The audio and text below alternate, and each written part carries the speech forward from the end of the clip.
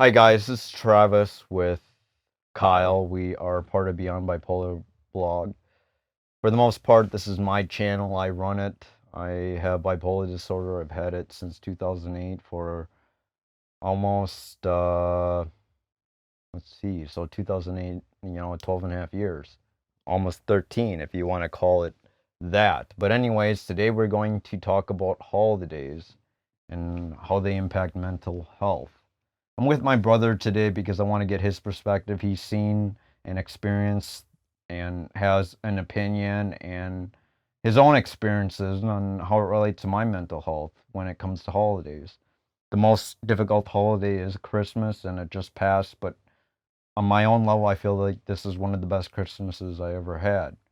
Now, to make that a point, the worst Christmas I ever had was one where it involved relationships. So, on one end of the spectrum, if a relationship goes well, I feel the holiday is great. If a relationship goes not so well, then, things are very difficult to deal with. Now, the truth is, I do have some friend that I'm pretty close to. We talk on a regular basis. So I feel that is part of the reason why I'm doing better and I'm not focusing on the negative. But I'm also going to explain and give you some coping techniques and what you can do because there's been many years where I just had adequate ability to deal with the holidays. So let's begin. I feel that you want to feel that you can be alone but lonely. That's so important. So a relationship in general can be supportive if you know the person is good for you, if you know that they're supporting you in the right kind of manner. But if it's disruptive or conflict is there, or you're always yelling at each other, that is also very unhealthy. It's a codependency that's not really good for you, and that could really trigger your mental health. So there is one side that has pros, there's one side that has cons, and at the same time, you have to weigh the best options. But I feel right now I'm in a steady friendship with someone on the opposite sex, and I feel that has helped a lot, especially since I'm straight. But if Kyle can just give me some other information, what he might be able to relay when it comes to how I've coped or how he's coped, let's hear his answer. So, how many holidays did you feel like you felt pretty good? And why did you feel good this holiday? Well, like I said, I feel the best holiday is that I wasn't focused on a relationship. The past holidays, I've been depressed because I wasn't in a relationship or they But you're not in failed. a relationship now, though. Yeah, but I'm talking to someone that I see as more than a friend, and I feel that is more than enough that that provides me enough of satisfaction in my life, and that's why I've been able to deal with the holidays. But the biggest question is if you are not in a relationship or it fails, what can you do to manage or overcome the holidays? I feel the best thing you can do for yourself is at least surround yourself with someone. Someone like a friend, a family member, or maybe even since it's COVID season or 2020 is all about the COVID, at least communicating with someone online like Facebook or having a Zoom meeting with your family or get together on, though you can't really go into restaurants right now, at least you can somehow talk on the phone and that can be beneficial. But in the past, I think the most beneficial thing was being around family. But there's something I had to point out that I feel that has been the most benefit, and that does not only continue to holidays, but any other day that's normal to me. I feel the best bet is to put yourself on the right medications. Not a lot of people who start taking medications believe that medication is the answer, but for me, it has allowed me to be more satisfied with my life. At least not always happy, but better than other times of the season where things could be a lot worse. I'm taking the other side of the coin here and feel that things are better than before. And because of that, I've been on the right medication for a while. I've had no conflict or very little conflict with What about relationships. suicidality? I've had issues before in the past. I mean, this year, though. I've been suicidal, but it doesn't last long. I've been learning to cope with it better, and likely not only am I on the right medications, the relationship part is I'm not stressing over it. And I have a close friend, and I've learned to appreciate what's been around me, my family especially. But not only that, I've been able to focus on hobbies since the COVID is here. A lot of people can find it more stressful since you're around family, you're in close contact, and you're possible to be prone to more conflict with your spouse or your boyfriend or girlfriend. Me, I don't have to deal with any of that. I just focus on my hobbies, and I've been more driven to focus on my health. I've lost over 50, like around 53 pounds. I've focused on art, which I've actually been able to sell some art this year.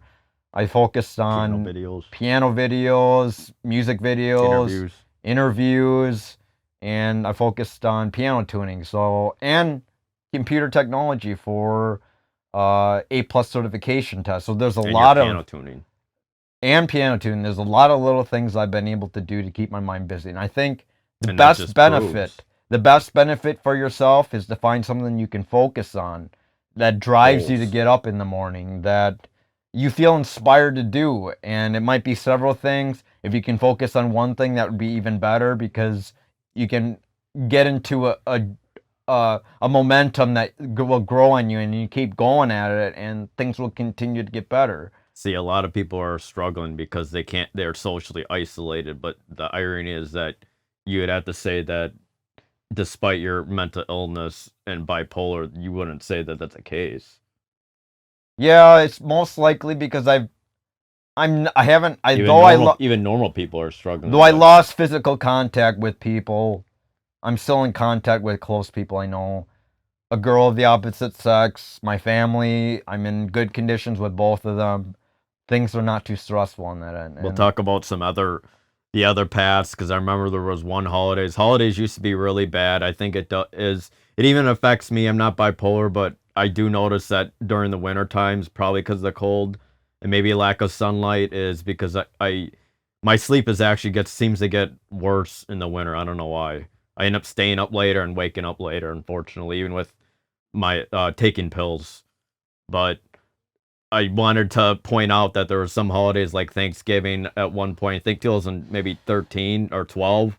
We had to go chase after our brother a few times because he was stressed out during the holidays. This was probably one of the worst experiences. In 2014, during our birthday, which is coming up, no, it's he ended up 2015. he ended up living in Hertz group a home, what's a ERT stand for again? intensive It's a residential residential treatment. treatment, and we had to celebrate our birthday there. But right now things are a lot better. I was talking to on the Korean adoptee group today, whether it's the adoption issues or maybe the mental health, and whether it's the meds that actually help her or actually therapy. And she says it's probably just maybe it's both, and maybe it's the same thing with Travis. So, do you think it's the situation, the environment, or is it the biology, like taking meds, that helps help me the most, in your opinion? What I was think different in it's 2015 probably, compared to I hate to say it, 2020? I think the meds is what's actually helping them. Even though a lot of people think he should go off it, but I actually am more agree with the biological route. But I do believe that it is about psychology. You have to practice a positive mindset, even if things are bad. You need to stay busy. You need to work on a hobby or get a job or volunteer or do something that keeps your mind occupied. Now we have a lot of introverted activities. We can draw, piano, chat online, play video games on occasion, but we're always doing something. Always our hobbies. There's like not every. It's probably our passion because there's not a day where we actually don't do some sort of individual activity. I f- Even if we are single and we don't have kids, we manage to still keep busy, and always keep busy pretty much. so you feel the number one thing that has helped me the most was medication? Do you feel it's your network too, around the people that Yeah, you're because around, that we've been talking more with Kimchi Club. Uh, yeah, I do agree that it does matter on what's who. more important, networking or hobbies? I hate to say that. To me personally, I don't want to be uh codependent on someone for my happiness. So that's why I feel like hobbies are actually more important than networking. But I think it's good to have both. It's good to cherish both sides. It's a balance, but you should never rely on one thing over the other. You should balance.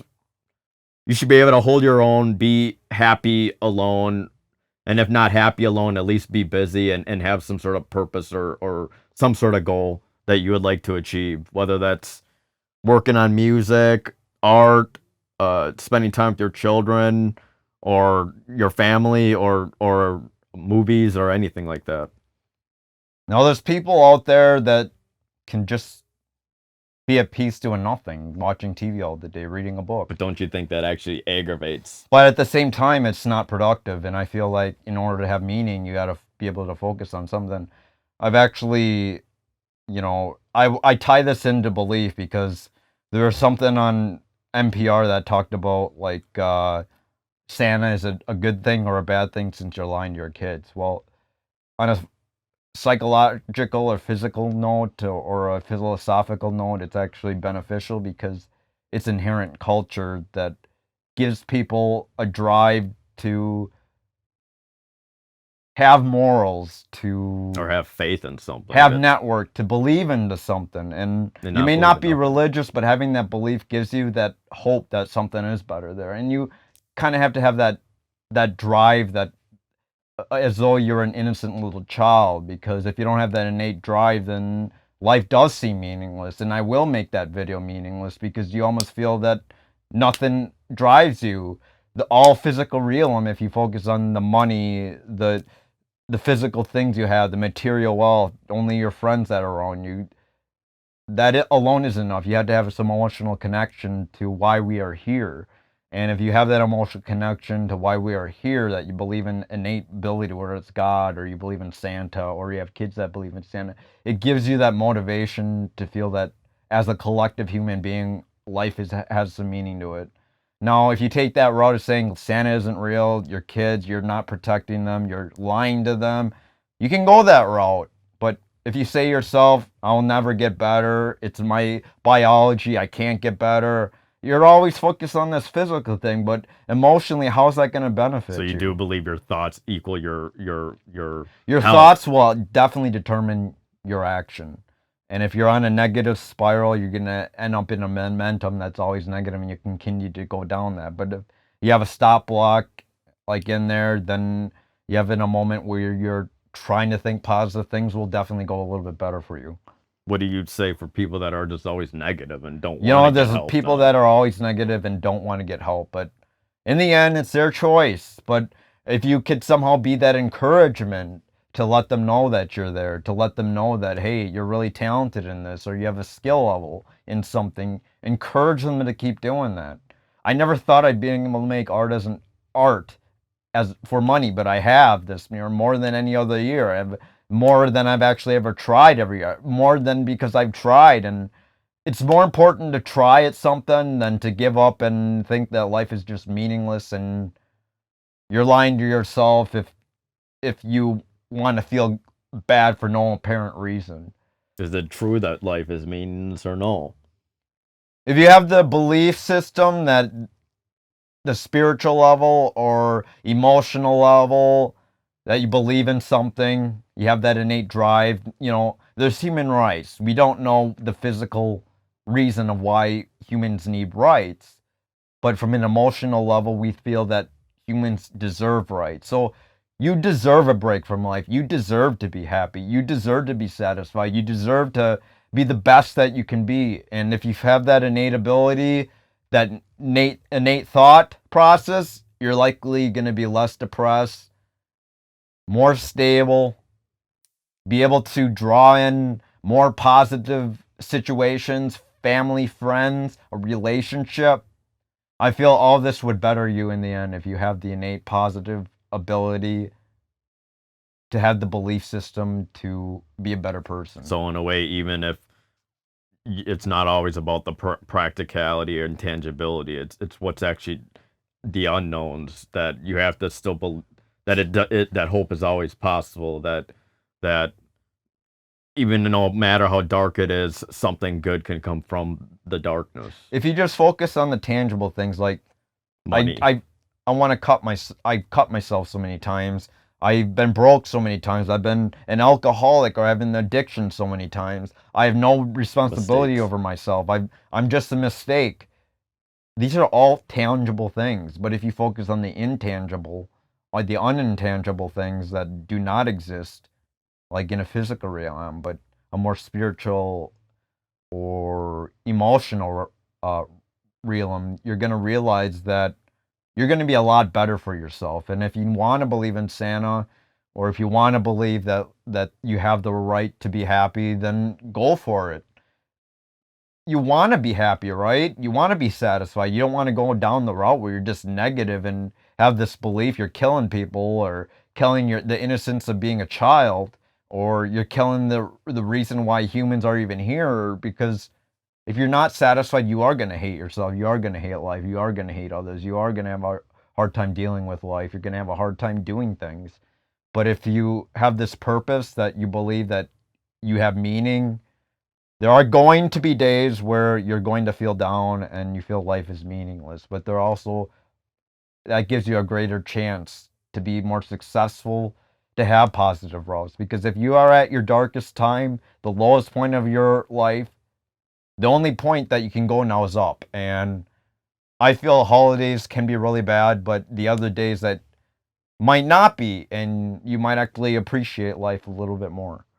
Yeah, there's a woman that I've been talking to, afraid to go to the therapist, had her eggs in one basket for a relationship, and I don't think it's a good mentality. You need to learn to be happy and content with yourself, whether you're in love with the fantasy or not, in my opinion.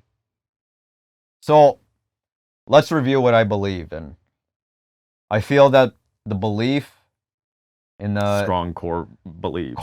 strong core beliefs in the intangible things, not the tangible things, is the one thing you need to have. You need to have a purpose. You need to have a responsibility That's a goal. that is your goal, and you have the right to be happy. Number two, you got to get yourself motivated to do what you need to do. Especially, I feel the second goal, once you have the belief that you can get better, you want to have the right stability of medication. This could be a very long time. I've had denials. I've had responsibilities of taking meds. I've tried different meds. I've had problems with different meds, but I kept trying, and that's what's so important. So you have to have that belief to keep trying. Number three, which could go with number four, you need to have hobbies that you can continue to focus on, or at least volunteerism or job opportunities or work, anything to that. You need to have a work ethic. It can be on hobbies, it can be on work, or it can be on volunteering. And does work always have to be unenjoyable or no? Work doesn't always have to be unenjoyable, but you have to find something that does make you satisfied in the long run. And number four is networking, family, friends, relationships. No, this shouldn't be on the top of your list, Yeah, but it does feel like sometimes it is. important to have. It's important to have, but you shouldn't stress put your eggs in one basket. Do not put your eggs in one basket over relationships. Humans are always because humans make mistakes. Unpredictable. They're unpredictable, and the best thing you can do for yourself is take control of what you can do. Take control of your own reactions. Health is wealth. Health is wealth. And if you care and respect about your body, you would treat it as best as you can. So that is it in a nutshell. Is there anything else you want to talk about? Nope. Happy holidays, everybody. Hope things are going well with you. Even though 2020 has been difficult, try to focus on your hobbies if you can. And hopefully things are a lot better for you. All right, appreciate it. This is my brother Kyle and me, Travis, taking off. This is Beyond Bipolar Blog. This is a new video in a very long time. The last video I've done was Why Life is Meaningless, remaster, redone. I feel this is also an important video. I've actually What's the title of this video? It's going to be How to Cope with Holidays. Oh, okay. So, this is an important topic, and it could be applied to any parts of your life. What I want to get is I've been posting some old videos because I feel that they're getting, since I have more traction on my videos and subscribers, that people might want to see these older videos. And we want to focus on what's not just the mental illness or the issue at hand. We want to focus on what's beyond and like we were talking about, the unintangible things. So that's why it's called Beyond Bipolar Blog, not just focusing just on, I mean, you could say that you're bipolar and all this, but then that's great and all, but what are you doing to Better to deal yourself. with it and better yourself? How are you coping with it? Coping should be a positive thing, not a negative thing. So this goes in hand with beyond not just bipolar, depression, PTSD, anxiety, addictions, all that. You can almost jumble it all together. It doesn't matter in the end. That was your identity in the past, and whether you have control, whether you believe you have control or don't have control, that's less the reason. But you have to realize that you will make a choice. Whether it's doing nothing, whether it's doing the bad thing, the good thing, you will make a choice. And you just got to have that innate belief to believe in the intangible, because if you have the intangible belief, if you believe in God, if you believe in Santa, or if you believe in helping your kids get through the traumas of the difficulties through 2020, you want to at least try to remain positive. So just focusing on the negative things that are physically there, it's not going to help you in the end. I agree. So in a way, even though, I mean, in the past it would get me mad that you are what you think, but in the end, that's just true. It's what you think is basically what you eat, and if you're eating, and if you're feeding the bad things, you're gonna end up carrying waste. But if you're trying to push yourself to see the better things, who you want to be, not what you are today, but who you want to be in the future, figuring out what you want to be in the future, there's actually, and having that goal, that's what gives you meaning. It's not about meeting your goal or finding it. It's just about just doing it and just doing it along the way. So I've Make had mistakes. so I've had a self-help book analogy that I feel is really important. You can either grow weeds, which are easily to grow in your mind, or grow a flower or a seedling of something precious that really has meaning to you.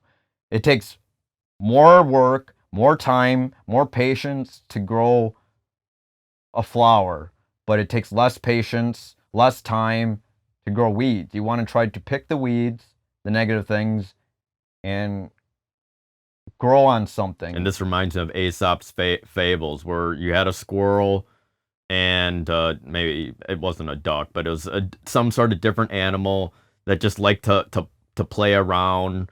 And in the end, he didn't prepare for winter. So when it became the winter, the squirrel was happy because he was warm in his bed and had enough food, where the duck was cold and didn't have any things set up for himself. Yes, he was happy in the beginning, Short term, but in the long term, the choice not to work on yourself or prepare it end up just causing more issues. you have to prepare your life if you want to get anywhere, because you may not realize this, but you're going to have to take sacrifices. You don't want Responsibility short-term for your own you don't life. want short-term rewards, because they don't last. But if you focus on the long term, like goals, instant gratification never lasts. Instant gratification never lasts, as he stated. But goals, responsibilities, long-term goals especially, can last you a lifetime and can definitely better your and future. who do you want to be? Who do you want to be known as in the future? What do you want to leave behind? I feel like my brother and I could leave behind a lot of our creative talents, our music, our videos, uh, all that kind of creative stuff. So that's kind of what's allowing us to live, and along with these videos of sharing our own insights. So I think that's it. Yep, I think that's it. Take care, everybody. Happy holidays and Happy New Year. Yep. Happy New Year. Bye.